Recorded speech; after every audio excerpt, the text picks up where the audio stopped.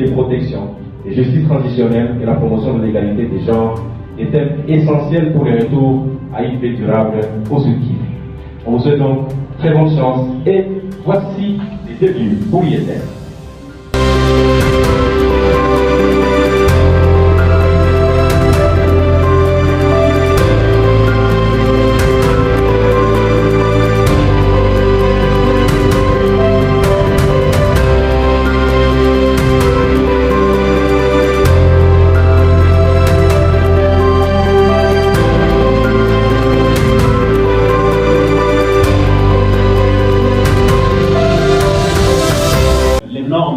Discriminatoires et les violences dans ces régions exactement empêchent aux femmes de pouvoir s'épanouir dans la société.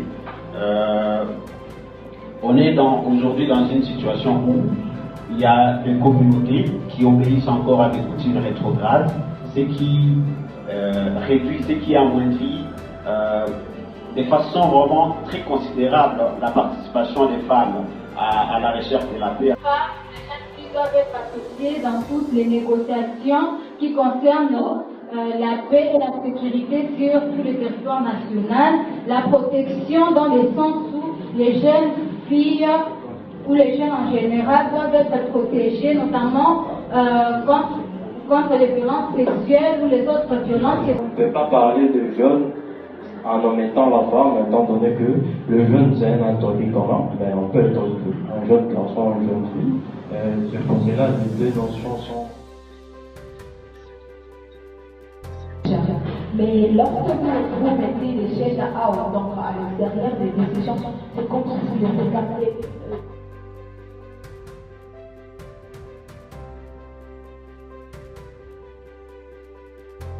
À la résolution 1325, ça implique justement la participation de la femme dans la préservation des conflits.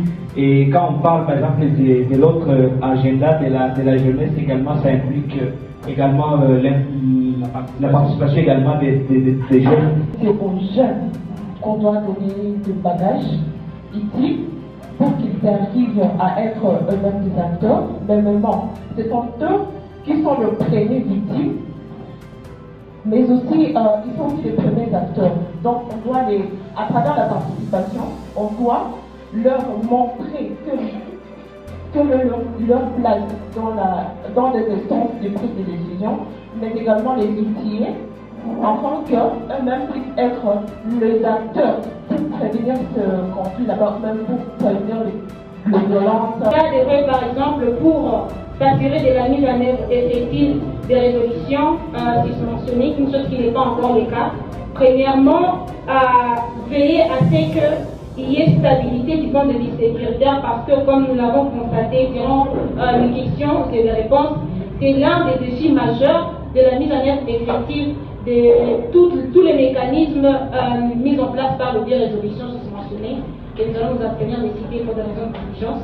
Notre État devrait devrait penser dans le cadre des prises de considération de la femme et des jeunes pour le bien-être social et la cohésion sociale, mais également pour la résolution 1325 et 2250.